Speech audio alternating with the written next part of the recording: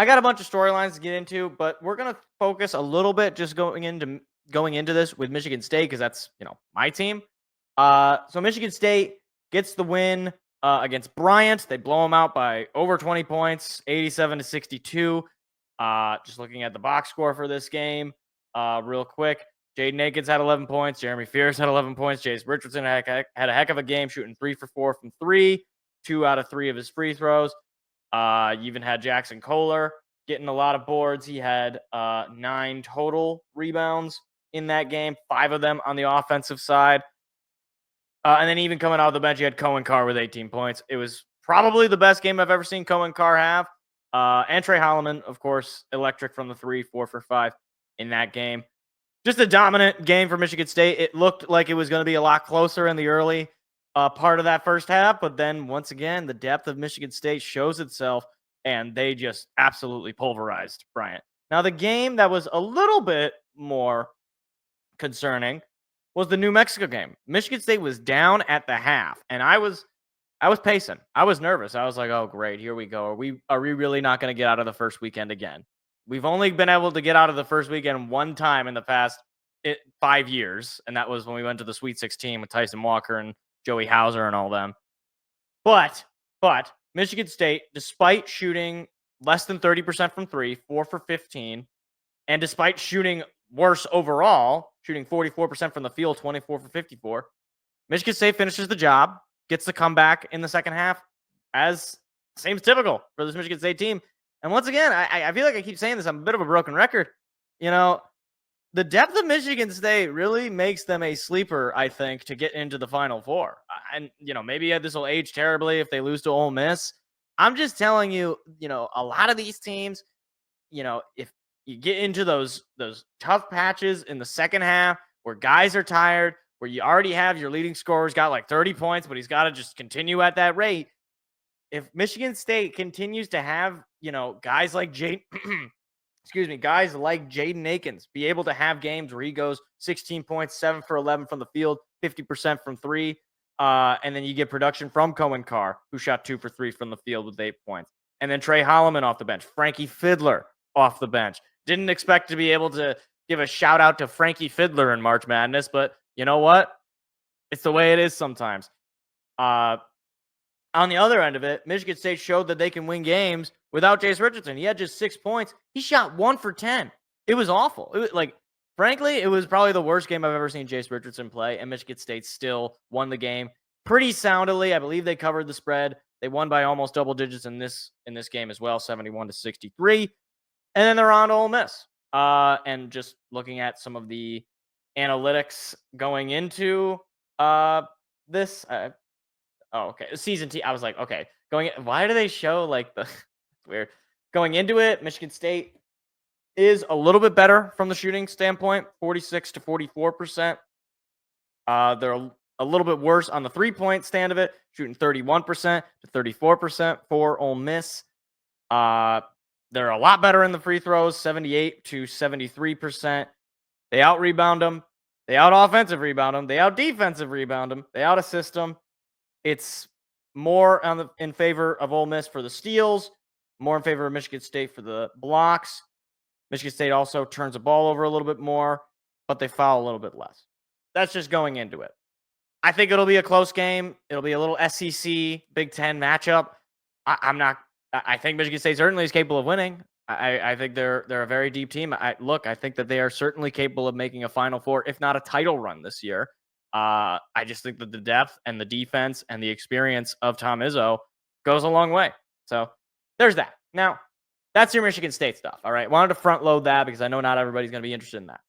The other thing I wanted to talk about with March Madness, as well as some of the specific storylines, was this idea that sort of sprung up about, is March Madness dead? If you saw, I didn't see I didn't hear the comment in context. Like I didn't see the whole video.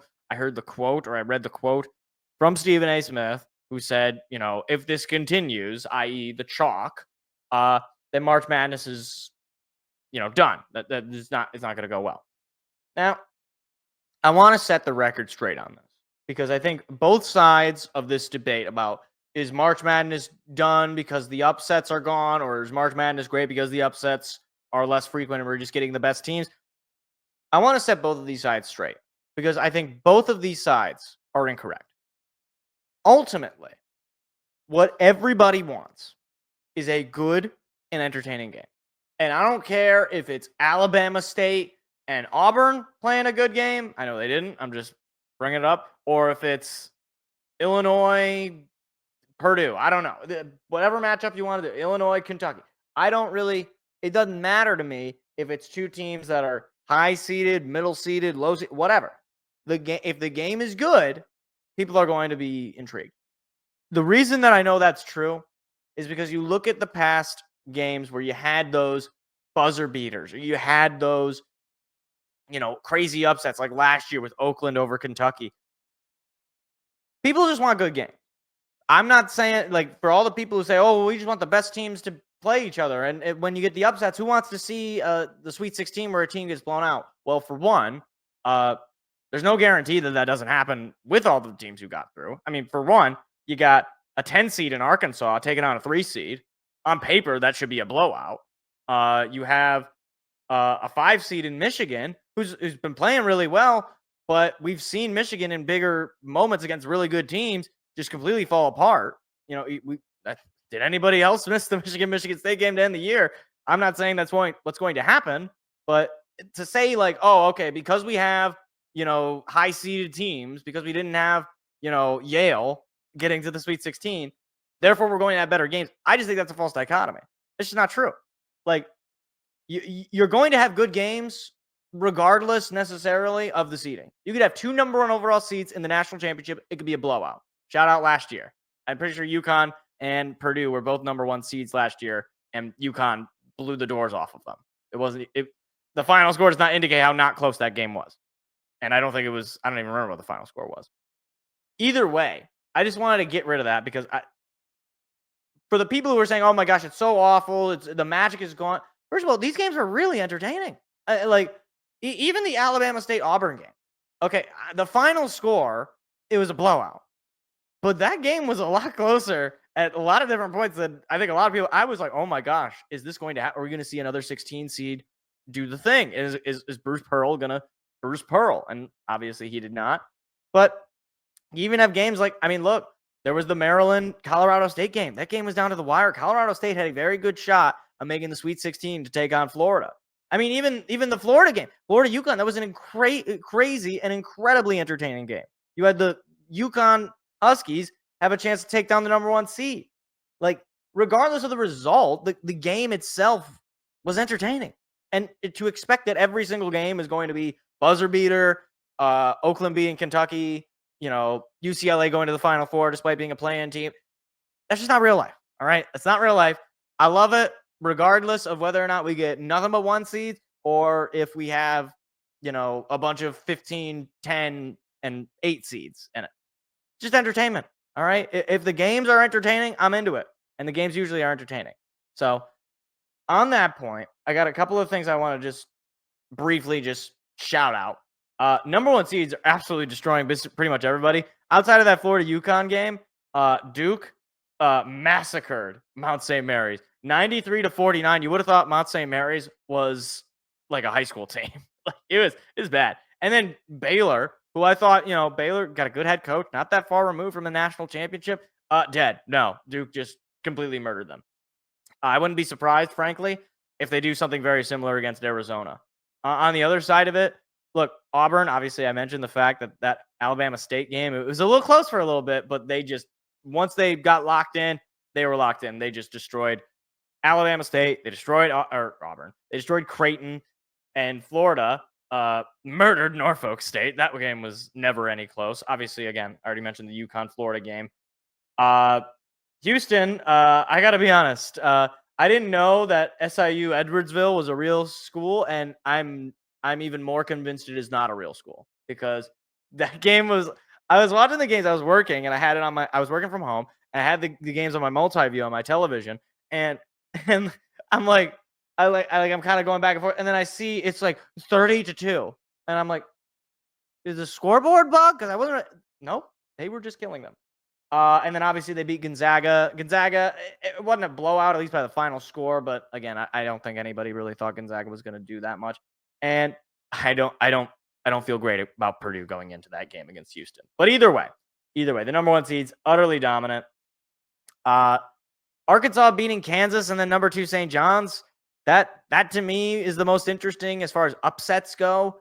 Calipari getting rid of the allegations of tournament choker, I guess. Look, win a championship without Anthony Davis, and then I'll remove myself from that. But yeah, and then also I'd be remiss without mentioning Michigan staying alive and potentially still setting up that Elite Eight matchup between Michigan and Michigan State. Very interesting matchup. I think the storylines. I think CBS is rooting for that as far as ratings go, because you got to think that would be one of the most watched college basketball games, given the fact that obviously you had the logo gate and Michigan kind of turning it on after that blowout loss to Michigan State, and Michigan State wanting to continue to cement itself as the top of the Big Ten, because you have Michigan winning the Big Ten tournament and Michigan State winning the Big Ten regular season. So I think there is a lot of good storylines there. And then finally, UConn and Dan Hurley go down. Obviously, I mentioned that game a myriad of times at this point. And many people are calling Dan Hurley a baby.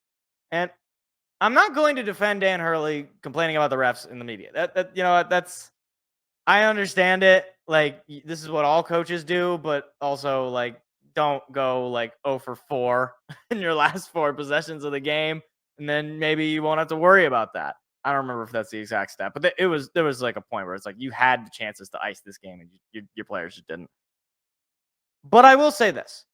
People, I guess, wanting him to shut up or people wanting him to stop being who he is, that I think is wrong too. Dan Hurley is exactly what college basketball needs. He's entertaining. He is a crazy human being. And he may or may not actually be a real psychopath. That also kind of goes with number 2 there. But I'm pretty sure he's actually a psychopath. And I, for one, support psychopathy in a college basketball setting. Because the more guys that are like Tom Izzo or I guess in this Dan Hurley or Coach K, I need more, or Roy Williams was another one. I need more psychopathic behavior in college sports in general, but especially in college basketball. He is a must-see TV. I don't even really care that much about UConn, but just watching that UConn game and seeing him on the sideline, it's amazing. I think anybody could get into it. I think if you don't watch college sports, if you don't watch sports in general, you can get into Dan Hurley going absolutely insane every time a foul is called or every time a guy misses a shot or whatever. It's great. I love it. So, look, I know a lot of people are dogging on the March Madness. I think it's great. The Sweet 16 has been set. We'll see what ends up happening on Thursday night. And then Michigan State and Michigan both playing on Friday night. So, look, it's something to look out for. What I don't really like, though, is despite the fact that we have a lot of games, we're starting at like 7. And then you got games going until like 9:30. It's like, start at like 4 or 5. Like, what are we doing? You started the other games at noon, so you can't say, oh, we don't want to miss the work, the people who are working. Man, let me tell you something. All right. As somebody who did work both of those days, we're watching the games. We're following it. Okay. Like, you're not losing viewership. This is one of those things that just gets like people are just going to be interested. So I don't know. I wish that they would not schedule it so late, but I'm also glad that Michigan State is playing on a Friday night and not playing at 10 o'clock at night, because that was brutal. I did not get a great night of sleep basically until, well, actually, I don't think I really have.